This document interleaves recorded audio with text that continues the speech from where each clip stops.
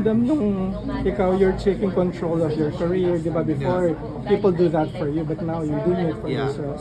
I think it's a way of growing up lang. You know, it's me growing up. You're also looking for your next chapter. Ang plano ko kasi ayoko naman forever sa harap ako ng camera.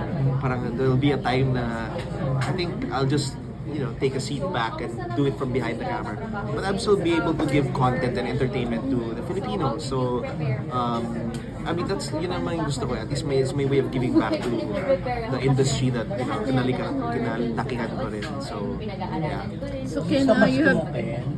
Okay lang, medyo busy po this Pasko for MMFF. Hindi nga ako sanay. Usually pag December kasi wala ako dito, boss. Lagi ako nasa US or nasa Europe. And this time, nandito lang ako. Actually, buong pamilya ko, lahat nasa ibang bansa. So ako lang mag-isa usually. For this year lang. For this year. Yes, super happy naman. Super happy. Thank So, you. Ken, you have years of experience na as an actor. So, kamusta mo naman yung pagiging producer?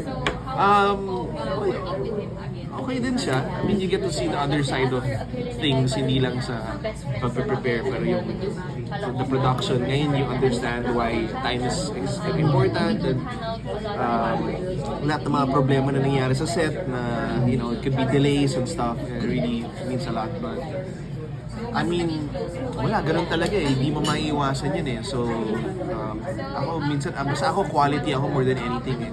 Diba? So, I'm sorry, ako bias talaga ako sa quality. Hanggang ngayon, kahit yung producer, kahit magalit sila, ako more of quality and safety for our actors and the crew. Lalo na sa crew, kailangan proper rest, proper time, and kahit ma-delay ng konti or may extra days, I'm always go for it talaga. Kahit yung may ibang sasaya ako.